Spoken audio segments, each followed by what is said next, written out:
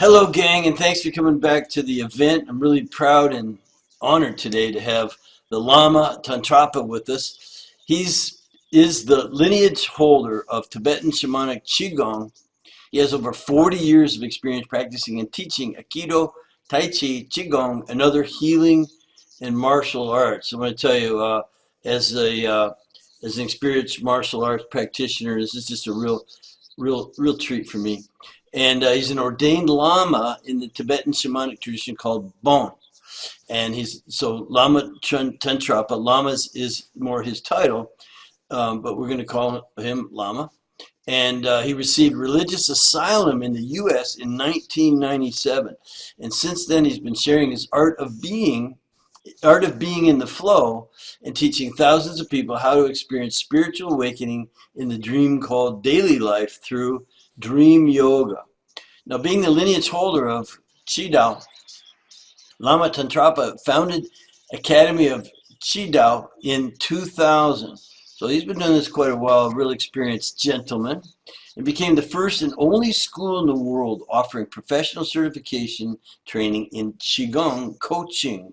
We could be really excited to hear about Qigong Coaching and what that is and how it differs from other things. And that's the profession he pioneered by integrating the ancient arts of Qigong and Dream Yoga with the modern methodologies of health and life coaching, which we know a lot about. So I can't wait for this introduction to something new and something that might be helpful for people.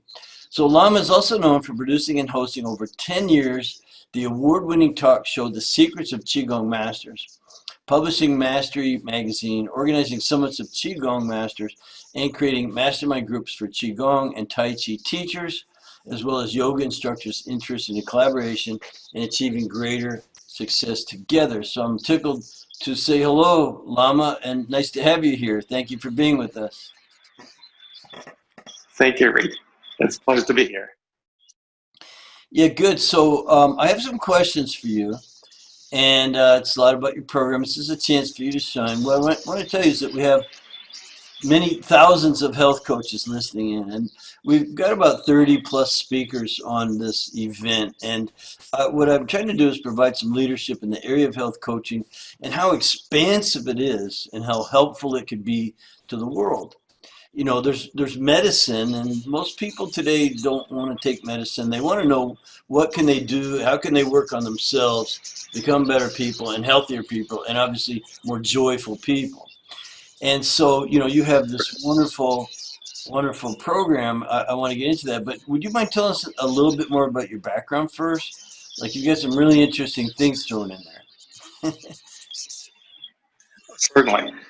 Yeah, I was born 50 years ago in the former Soviet Union. And my family was involved in the practice of the tradition called Truhor, which is the Tibetan shamanic Qigong. So I've been exposed to it since childhood. My grandfather was a master of this practice and a lineage holder. Once he passed away, he appointed me to become the lineage holder. So in a sense, it kind of skipped a generation. My father also studied and practiced it, but I guess not as in depth as I did. He spent most of his life working as an engineer for a pharmaceutical industry, believe it or not. But I definitely got exposed to a lot of other arts along the way in the context of martial arts, in the context of healing arts, meditation practices. So after serving in the special forces in the Soviet army, I decided, you know, I need to find something better for me to do than being a career diplomat, which is what I studied for. I went to school to become a career diplomat, and I was like, well, the whole country is falling apart. It was around the time when the Soviet Union was collapsing. And so I couldn't figure out what to do with myself, and that was the time when I got approached by two Tibetan lamas. Actually, they had found my grandfather first, and they talked to him.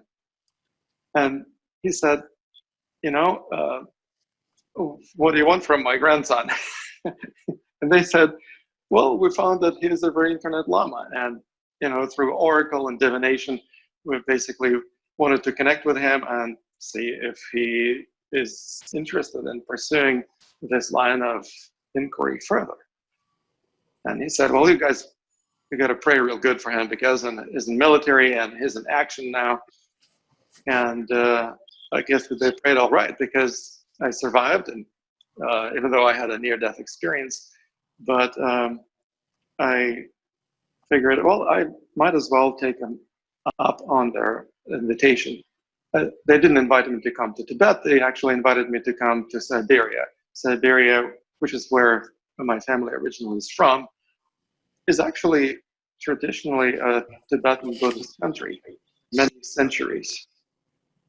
And parts of Siberia are still traditional Buddhist countries, even to this day, including Transbaikalia, the area between Baikal Lake and Mongolia, and also on the west side of Mongolia, on the border of Russia and Mongolia and China, there's the area called Altai, and the Altai Mountains became another area where Buddhism and Tibetan shamanism have persevered for a long time, ever since the Mongol Empire and Genghis Khan.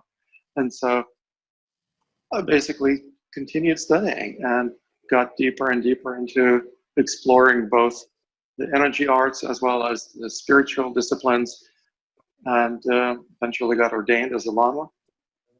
And then I experienced a fair amount of persecution.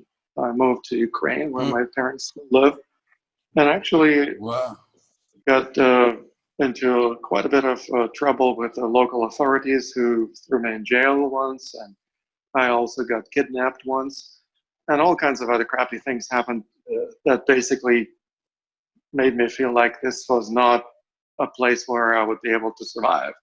And I talked to His Holiness the Dalai Lama about that. I met him twice in 1992 and then I believe in 1994. And he literally said, well, when the going got tough in my Tibet, I left the country and moved to India. So if you think that you can't survive in your native land, maybe you need to move somewhere.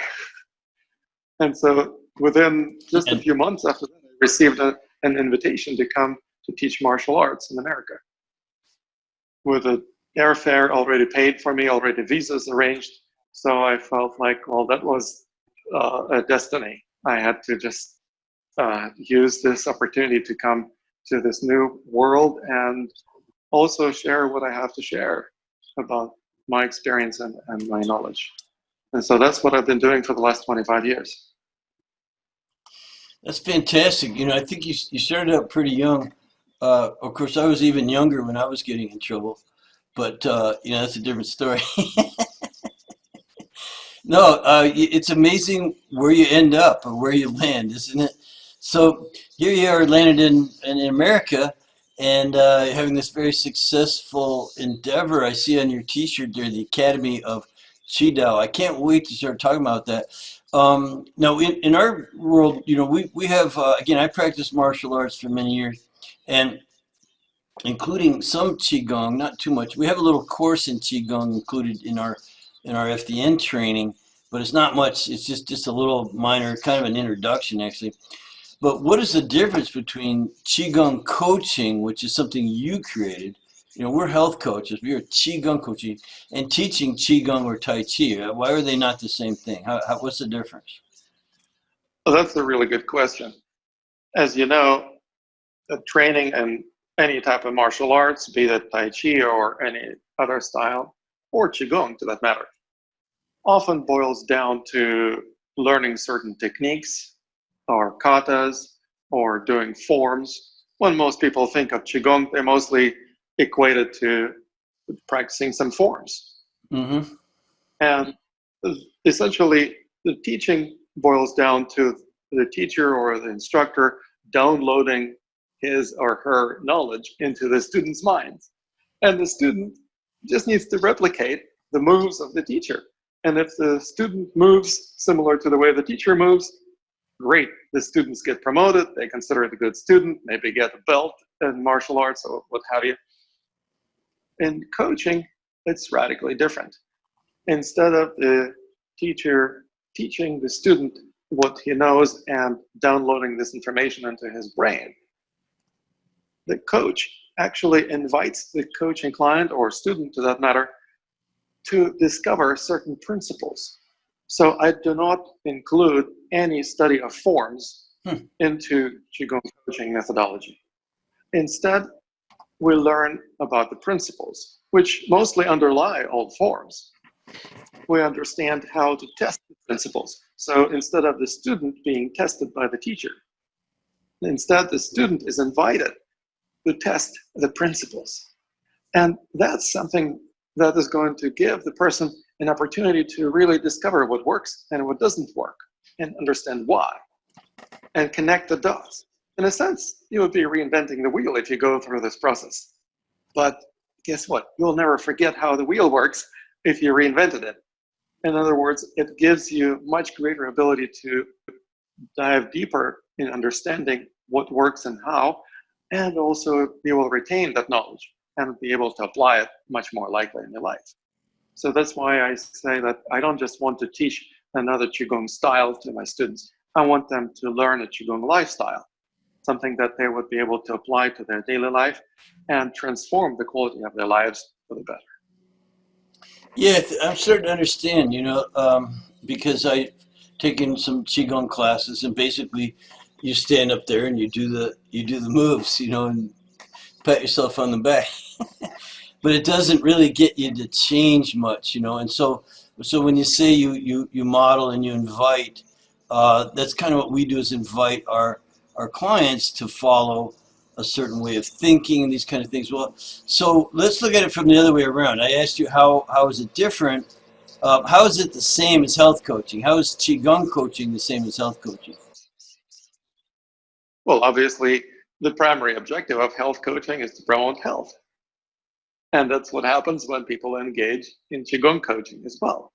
They increase their ability to deal with health issues and also learn how to prevent many of these issues or nip them in the bud. In other words, one of the reasons why people experience ill health is because they have energy blockages in their bodies. Anyone who studied Oriental medicine or Chinese medicine is familiar with this concept that the qi needs to flow freely through all the meridians in the body. And if there are any energy blockages, usually associated with undue tension, that will create a stagnation and deficiency. When that happens, that will obviously wreak havoc in your health. If you don't want that to happen, well, you need to do something about these blockages. And in Qigong coaching, we don't just remove the blockages, which is what most acupuncturists would be doing.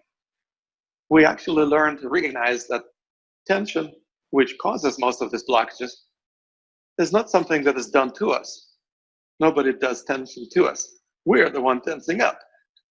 If we do it unconsciously, we cannot stop doing it because we don't even know that we're doing it. But once we become conscious of it and we understand the root cause of this tension, then we have the freedom of choice. Then we have the sense of self-agency. We become the captain of our own ship, so to speak. That gives us the ability to have the most direct effect on an outcome of our health, and also be in charge of how we prevent any further health issues instead of just trying to fix what is broken. Does it make sense? Yeah, yes, it makes a lot of sense, because we deal with blockages as well, and they are within you. I'm not sure that there's so much like the sort of spiritual, mental, emotional, or consciousness ones you're talking about. We remove blockages, and I'm familiar with acupuncture. I have lots of treatments like that. So let's go into that a little bit more. It sounds like kind of almost a meditation, because you have to be in that conscious state, a self-aware state, kind of connected to some higher consciousness, or being part of that higher consciousness. Can you explore that a bit with us? How does that fit in? Well, absolutely. When you start paying attention to yourself, you actually start discovering more about yourself. And knowing yourself is the holy grail of pretty much any spiritual tradition that I'm aware of that is worth its salt. In other words, how can it be possible for us to get to know ourselves? Well, there is only one way to achieve that, is by paying attention to ourselves, because if you don't pay attention to something, you're not going to be able to learn about it. And a lot of people don't pay enough attention to themselves. It seems almost selfish or self-centered or egotistical to pay attention to oneself. But if without doing it, you won't be able to learn anything about yourself. And the way we do it is very specific and also very embodied. So in other words, we don't just think about it. We actually develop the ability to pay attention to certain parts of our bodies. Usually those parts that need most attention will raise their hand, so to speak, or even start yelling at you, hey, pay attention here, it hurts. And if you pay attention to that area of either injury or that has been compromised in some other ways, where attention goes, energy flows. That promotes healing. It's hard to heal something without bringing some life force into that area. And the healing is the insider job. It literally is done through empowering that part of yourself. And so what we do is we learn how to connect with ourselves and how to empower the disempowered or injured parts of ourselves. And we also, of course, recognize that many blockages that we develop as a result of holding tension in our body are actually caused by emotional imbalances and certain traits of our character and certain stereotypes of consciousness and beliefs and misalignment of our values. So that's where coaching comes really handy, because we start working with our values and our beliefs. We understand where we have certain lack of integrity that manifests somatically in the form of disintegrity in the physical body. We also recognize that in order to be able to transform our quality of life, we need to learn a great deal about ourselves. And that is exactly what most of my coaching clients and students spend time doing. They learn a great deal about themselves and also learn how certain principles apply to energy awareness, to body awareness, to kinesthetic awareness. So a lot of things that we do in our practice of Qigong coaching are embodied. We actually engage the physical body in exploration of these principles and testing them. Because it's not like muscle testing, but the principle is similar. Instead of isolating a part of the body where you can do muscle testing, like you're probably familiar with muscle testing, let's say pushing arm down. We are. It's very subjective. Right. There is always the question, is the person pushing the arm down, pushing it the same level of intensity each time? Right. And also, over time, the muscle will get tired and will start giving erroneous results. So there is a lot of questions about whether or not this is a trustworthy testing method when we do muscle testing. Instead of that, we use the whole body, and we use our breath and our general sense of balance for testing. For example, if you have any tension in your body, it will affect your breath. You can just tense up your hands, and it would already affect your breath. Why? Because the central nervous system, when it sends signals to contract to certain muscles in the body, becomes more agitated in general, and actually sends more signals of contraction to other muscles in the body inadvertently, including the diaphragm, your breathing muscle, which of course will affect your breathing. So instead of learning how to breathe right, coaching clients and students of mine actually learn how to use breath as the gauge that allows them to gauge how much they are tensing up or relaxing when dealing with certain issues, with exploring certain courses of action, or even holding certain thought form in their consciousness. And then, when we remove the obstacles on the path of natural breath, by learning how to focus on things that we resonate with, or courses of action that we resonate with, or physical alignments that we resonate better with, the breath will naturally become smoother and deeper. We don't have to fix it. We don't have to breathe right. We actually need to remove the unnatural obstacles on the way of breathing to become natural and spontaneous, and what can be healthier than being natural. So in a sense, we're learning how to be natural. But most people who've grown up in this or many other cultures literally learn how to be contrived or not quite natural. And so we are rediscovering that sense of naturalness and spontaneity, not becoming childish, but becoming childlike in terms of holding less tension in our bodies. If you look at the way that most 3 or 4-year-olds hold themselves, they're really relaxed. And they're not trying to pretend somebody who they're not. But when we grow up and we go through the process of domestication, so to speak, we learn how to pretend somebody who we aren't. And the more we try, the more tension we develop. The more we cause ourselves grief because we develop energy blockages and we stifle the flow of qi through our cell system. So we learn how to remove those obstacles and how to feel that flow and how to be in a flow. That's why one of my first books was actually entitled The Art of Being in a Flow. Yeah, it's beautiful. I love that expression anyway. You kind of know when you're in the flow, and whether it's in a physical sense, you're doing some kind of, you could be doing physical manual labor and work, and you know when you're in the flow because it seems easy, even though you're doing very strenuous work. And the same thing in business, when you're in the flow, you're investing and it's coming back to you in some way or other. You're leveraging that investment and it's just working for you. You could be sitting at your desk and be in the flow. And I wonder, so we all have experienced it, but what you're saying is this, coaching, the Qigong coaching is a way to help others experience that, invite them to feel that way. And it starts with the breathing kind of. And I totally get that we've always been told, look at the way a baby breathes. And now kind of look at Right. yourself and it's like, wow, that's two different things. Personally, I always think of a dog. The way a dog goes, and then they go into this natural rhythm and they're totally in dreamland somewhere, chasing rabbits or whatever they're doing in their dreams. So how did that come to you that this was different than regular Tai Chi teaching?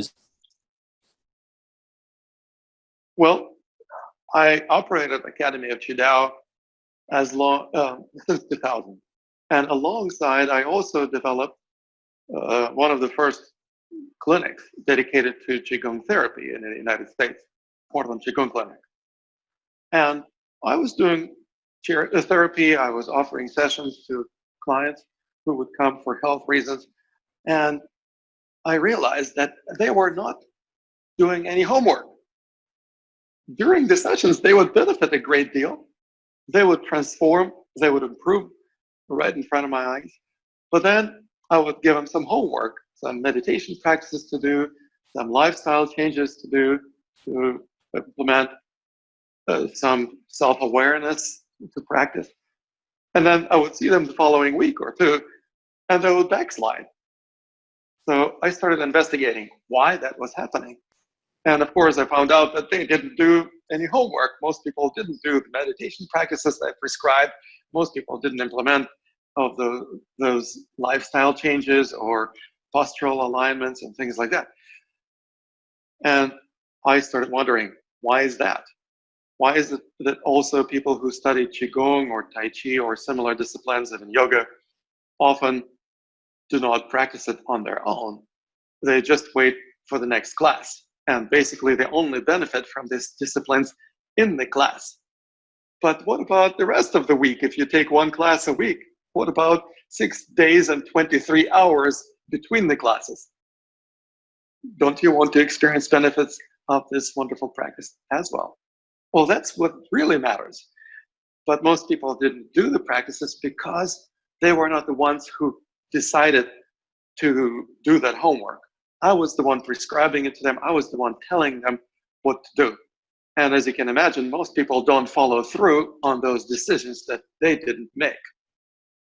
So I started exploring alternative ways to working with people, and I stumbled upon this awesome community of coaches.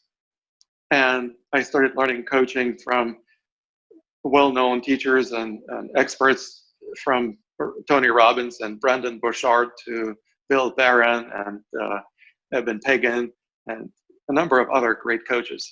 And I still continue. I continue exploring coaching. I always, at least once a year, I sign up for a new training program. Like just graduated from a program on group coaching with Michelle Shubnell, for example.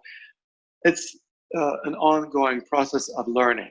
Even though I've been doing this ever since 2005, when I pioneered this profession of Qigong coaching, I still continue learning each and every day. And that's something that also is the role modeling that I offer to my students and clients. Never stop learning. Every coach needs a coach. Why? Because you cannot become a better coach if you're not receiving any coaching. And at the same time, you also have to be a role model of what you try to offer to your students or coaching clients. So if I talk about being in the flow, I need to demonstrate that ability to be in the flow at will. I need to be in the flow myself. If I'm not in the flow, talking about that would be just talking the talk, but not walking the talk. And what we do in Qigong coaching is we literally learn to embody these principles. We learn how to walk the talk instead of just talking good talk. Yeah, that's an expression I use daily, and one of the best tips I have for health coaches is, and I'll use some of your words now, you can't invite anybody in to do something that you're not doing, or at least giving it a really good shot. On the health continuum, I've said many times on these interviews that, if we're going up the stairway to health, I don't know anyone at the top really.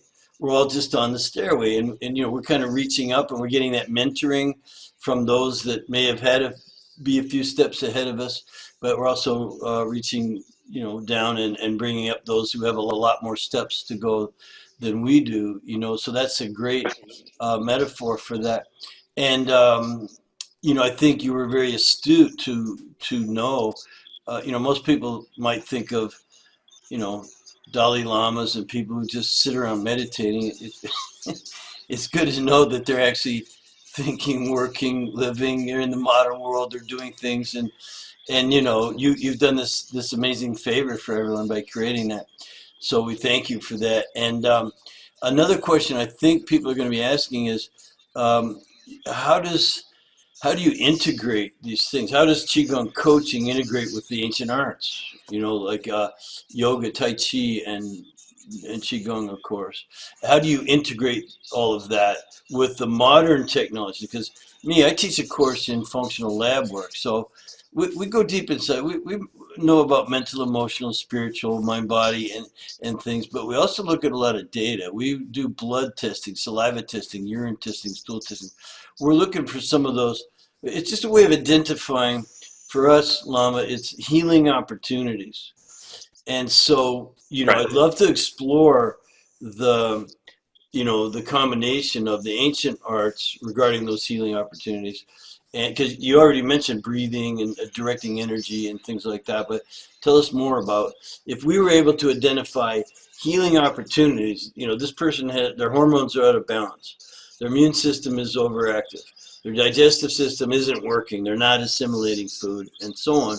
Their liver's clogged up, it's not detoxifying properly. How do you kind of combine these things? Well, so for example, you mentioned the immune system. And one of the things about immunity is that it is a somatic expression of certain psychological states that we're in.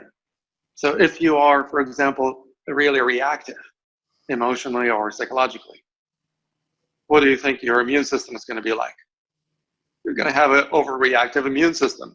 You're more likely than average person to experience anything from allergies to autoimmune diseases.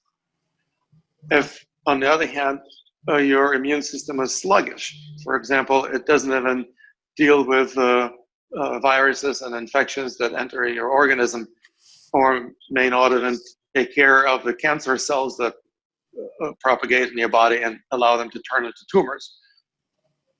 That means there's also a psychological and emotional component where you basically are too friendly to all those cells or microorganisms that are invading your system. And so what we do is we learn to find optimal balance. Not too much yin, not too much yang, using the Oriental philosophy. Mm-hmm. Or in other words, finding the optimal functioning where homeostasis is being supported at maximum, where your digestive system is not compromised because your hormones are out of whack, for example. If you are, let's say, constantly stressed, you're going to be producing a lot of cortisol. Cortisol inadvertently will be affecting your digestion and actually often leads to even such things as leaky gut syndrome or inflammation throughout the body. We don't want that to happen, thank you very much. But we need to understand the root causes. If we just try to suppress cortisol without addressing the reasons why we produce so much of it, we will still be producing it. We will still be in a stress mode. We will still be potentially causing ourselves adrenal fatigue and chronic fatigue and similar issues that are associated with being chronically stressed. But how do we get stressed? And what is it that we stress out about? We need to really dig deeper into understanding why we react to stimuli in a certain way. And as we develop a different approach to reacting to stimuli, instead of being reactive, we actually learn how to become responsive. Something really amazing happens. A responsive consciousness, a responsive mind manifests somatically as a responsive immune system that is not reactive. It's not going full bore into the self-defense mode whenever a pollen, for example, enters your sinuses. But at the same time, it's not too sluggish, so it is capable of responding in the most optimal way. The same applies to, for example, emotional tension or emotional armoring that people often develop in their bodies. Most people have some undue tension. As a matter of fact, if you have personality, almost guaranteed you have some tension in your body because the personality manifests physically as a certain way of presenting yourself to the world. It's like a mask that we all wear. You know, the personality, the word comes from the word persona, which in the Greek theater in ancient Greece actually was supposed to be like a mask. Apparently those actors weren't very good actors, so they had to wear a mask. It was either a smiley face or a sad face or something like that. Right. Well, if that mask is something that you present to the world, but you don't really feel yourself that way, your identity or the inner side of that mask that fits your face is different from your personality, what other people perceive you to be, or how you present yourself to others. And the greater this discrepancy between the identity and personality, the greater there's going to be struggle and internal tension. And that we basically are going to be constantly pretending to be somebody who we are not, which takes a lot of energy. Yeah. And if you constantly do it, you are going to be constantly struggling against your authentic flow. So what we'll do is we'll learn how to stop struggling, how to uncover these unconscious strategies for struggling against the flow that are associated with different personality types. We identify which of these strategies we utilize, and then we exercise the freedom of choice. If we become conscious of these strategies, then we have the freedom whether to keep doing it or to stop doing it. And we constantly test this as to whether or not we hold ourselves differently in our physical bodies. So with a very precise way of looking at the physical structure, we can actually tell what state of consciousness the person is in, what energy center he or she is using more, what is the likely reaction that any stimulus would engender in that person, what they're capable of, what to expect of them. And basically, you can read the person's mind by just simply observing their body. It goes way deeper than just understanding body language or just, basic holding patterns. But we have to start somewhere. So we have to start with understanding holding patterns and the body language and translate that into energy awareness. How does this have to do with your energetic state? In other words, we look at the whole human body as a unified organism combining the physical body, soma, and the psyche, the mind. Just like the proverbial coin that has two sides, the heads and tails. But what we really pay attention to is the gold that that coin is made of, and the substance that a coin is made of. What is that material, and how can we work with that energy? Because that's really the energy that keeps the mind and body in one living organism, the life force. Mm-hmm. We work with a life force that allows us to affect both mind and body and bring them into alignment. And when the person experiences the alignment, often they say for the first time in their life, they feel the most profound sense of wellness and well-being. And they're no longer struggling against the flow of things, against the Tao, if you will. And they learn how to do this on a consistent basis. So they create a lifestyle where they can be in the flow at will. Now, that is, as far as I'm concerned, the most healthy and intelligent way to be. Yeah, I understand. I think, I don't practice as much as some people, but I am pretty self-disciplined. But you're bringing a whole new light and meaning to that phrase. A self-disciplined person controls their urges. They, can do things that other people won't do. You can accomplish a lot, with self-discipline, and you also stay out of trouble that way. If someone says something to you, you wouldn't punch him in the mouth. You got too much discipline for that. Unless they really deserved it, right? But just kidding. But you get yeah. You actually develop the ability to respond instead of reacting. A reaction, by definition, is action against the oncoming force. It's the school textbook definition of a reaction. Now, when we react emotionally or physically to another person, we basically push back. So if a person pushes our buttons, we start pushing their buttons. And that becomes the button pushing fiesta or contest. And instead of pushing back or reacting, we learn how to respond to what other people are doing or other circumstances in our lives, including our own health conditions, including our own emotional and mental processes, even our dreams. We actually incorporate the study of dream yoga in Qigong Coaching. And what we do is we learn how to recognize that everything is energy. Anyone who's graduated from high school kind of theoretically, at least, recognizes that everything is energy. E equals mc squared. Well, Qi equals mc squared. That mysterious life force that we're talking about, everything is made of it.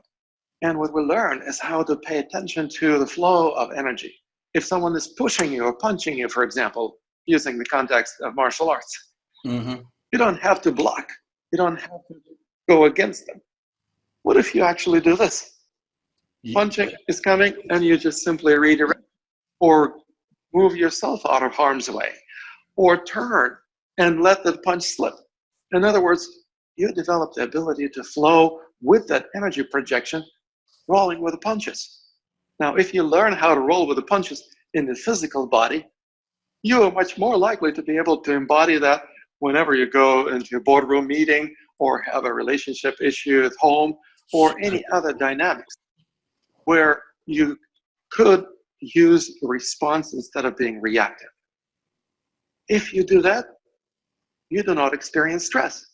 People who are reactive are almost always stressed out, or it's easy for them to just trigger the stress response because they're on the verge of the stress. They're kind of a hair trigger. But if we learn how to respond, something really amazing happens. We just roll with the punches and we smile and we breathe easily and deeply. And when other people would become really stressed out or reactive, we actually can function at much higher level. Mm-hmm. So we become more functional human beings when you compare the functioning of a person who's reactive, for example, in the business context, as opposed to the person who's responsive. They're responsive in the same business context. Sure. Which one would be more likely to be successful? Yeah, thank you. Again, I'm getting it. And I'm not unfamiliar with a lot of the things, but I need to ask you now to have this thing move along a little bit about your certification program, which is different from other programs. So tell us about that. Why is Qigong Coaching Certificate Program different from all the other programs? Well, there are several reasons of why our program is different from other health coaching programs. First of all, because Qigong is such an embodied discipline. And the way that I approach the study of Qigong is especially physically oriented. We're not just imagining, visualizing energy, although that also has its own place. But we also learn how to pay attention to our physical bodies. We learn how our physical bodies usually don't lie. We can tell ourselves all kinds of lies about our lives, about our relationships, about our state of affairs, but our bodies don't lie. If we pay attention to our physical bodies and align our mind and our body in such a way that they are not in conflict, instead they're in concert with each other, something amazing happens. They actually experience harmony, and that harmony translates into everything else that you experience in your life. When we experience harmony within, clarity of purpose, and supreme confidence, it immediately starts translating into greater clarity with the way we communicate with other people, greater confidence that we deal with any challenges in our lives, greater resilience, and most importantly, we learn how to develop a lifestyle based on this new way of thinking about ourselves, developing quite literally a new sense of identity. Now, when we do that, we constantly use energy awareness and testing methodology that I mentioned to check whether we are on the right track so we don't fool ourselves. Even when the coach says, I wonder if this is going to work better for you, or would you rather do that? It's up to the coach and client or the person who's learning this methodology. It's up to them to test instead of just taking the coach on faith or doing what is being told. You're constantly being encouraged and empowered to make most intelligent decisions. You develop the most intelligent decision-making mechanism based on energy resonance, where you're not just thinking in terms of good and bad, right and wrong. You actually develop ability to sense energy resonance. And since everything is made of energy in our world, you develop the ability to make decisions applied to anything. Just a simple example. If you eat food that you don't resonate with, even before you put the first bit of that food in your mouth, your body already reacts to it. If you pay attention to how the body reacts to the food, you will know whether or not this is the right food for you to consume.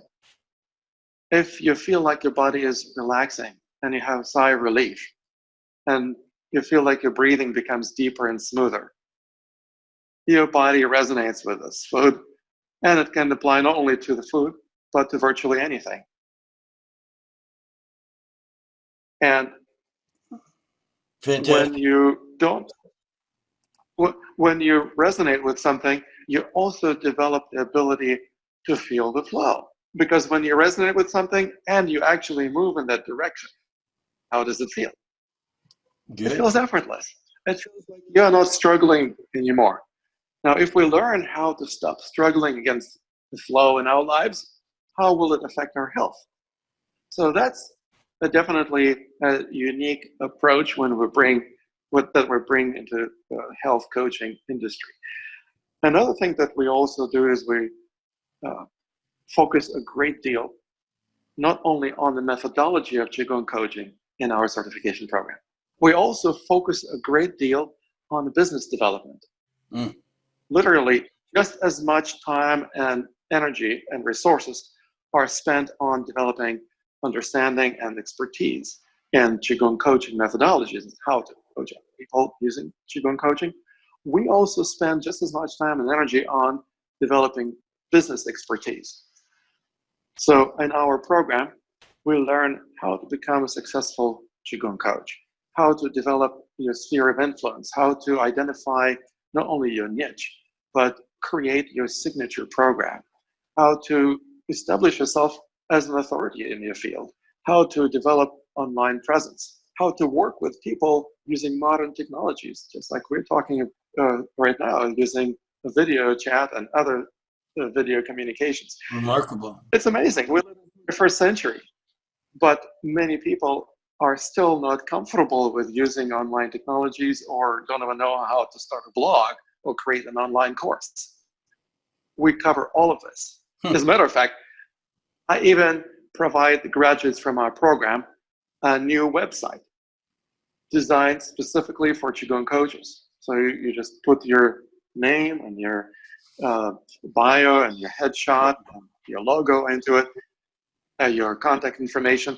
But basically, the meat of that website is already put together. And that's not all. You also receive a marketing funnel, complete with a webinar that explains the benefits of Qigong coaching and leads to a marketing like a magnet, like a lead magnet. Basically a simple online course that you can actually sell. So you can offer it for free or you can sell it. And you don't even need to create your own online course if you don't want to or don't have time. You just hit the ground running right away. And all of this is included in our program. So this would be for health coaches or people who want to help others. I mean, it sounds like the practice itself would be good for everybody. Let's talk about that. Who it's for, and what do prospects what are the prospects for your graduates if they do all that? Well, first of all, who is it for? If you studied martial arts, yes, you will totally dig this because you will immediately see how the principles that apply to martial arts also apply to healing arts, also apply to personal development and to relationships and business communications. Most people don't think about it this way.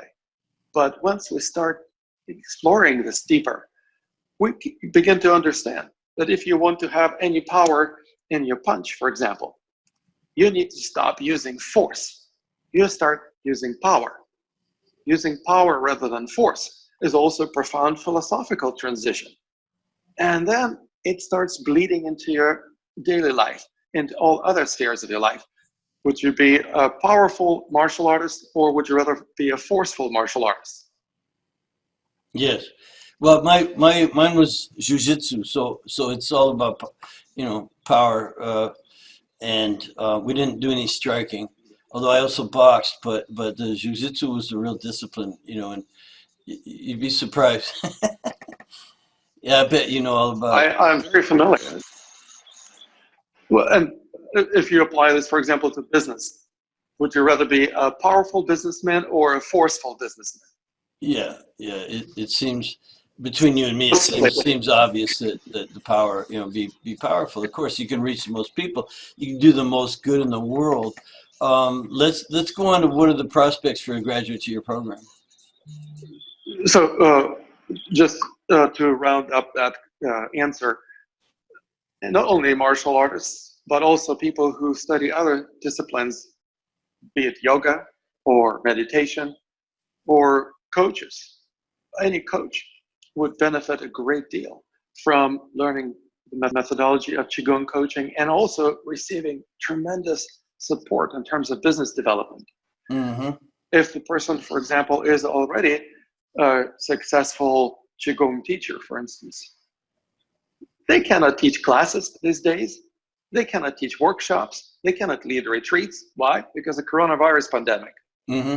So they're pretty much unemployed, or they cannot really do most of the things that they used to do. Right. How do I know? Because I interview a lot of them. I have the talk show called The Secrets of Qigong Masters, and I organize Qigong summits and mastermind groups. So I am constantly keeping the hand on the pulse of my industry. I know they cannot really do their work. Now, what if they learn how to become a Qigong coach?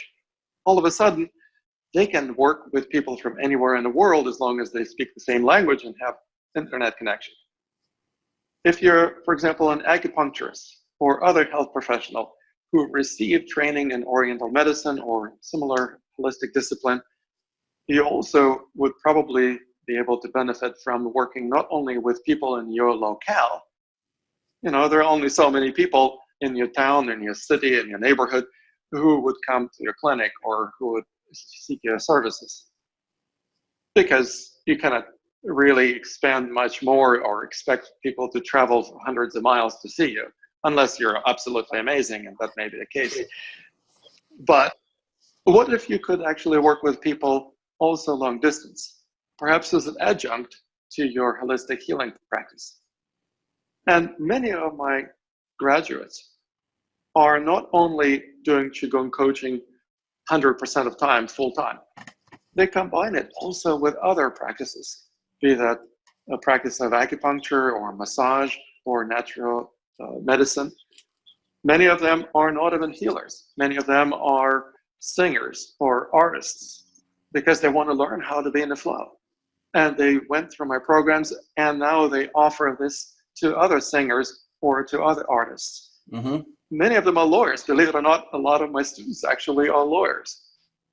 Would you want to be in the flow when you go to court of law to present your case? Of course, if you're not in the flow, you'll be bumbling and stumbling and will not be very effective and very successful as a lawyer. And plus, lawyers and many people in similar fields are constantly stressed out and drink alcohol and literally wreak havoc in their health. What do you do if you don't want to burn out to say?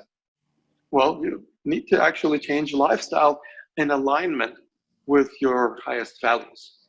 Well, we need to actually know what our highest values are. And so a lot of people who work with me in this capacity actually integrate Qigong coaching principles into other modalities. And they also, of course, offer Qigong coaching as a standalone service. Many of them do. Those of them who are particularly successful also start leading workshops, also start developing their own programs for people perhaps dealing with particular type of issues, be that parenting or stage fright or other issues. Gamut of issues can be addressed with Qigong coaching. But most importantly, they learn how to become more functional human beings, and in terms of physical functioning, emotional functioning, the functioning of their immune system, their relationships, and developing greater self-knowledge. That is the key to enlightenment, to awakening in this dream that we call our life. And that's what I'm mostly interested in, and that's what I support my students and clients to experience as well. Remarkable. I'm going to change gears here just a bit because we're on a hard break coming up. So what do you think are the most, what separates professionals from others in your opinion? The ones who are able to help the most people? I consider that being a professional instead of being a hobbyist. You know, you could do this as a hobby.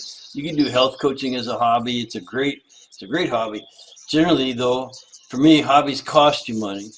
You know, like I have hobbies and they cost me money, but my profession makes me money. You know, like I couldn't imagine a lawyer saying, "Well, I'm just a hobbyist." You know, no, they're damn professional, and that's how they make their living. So, how do you? What do you think separates one from the other? Integrating the Qigong coaching. That's a really good question. What's the difference between amateurs and professionals?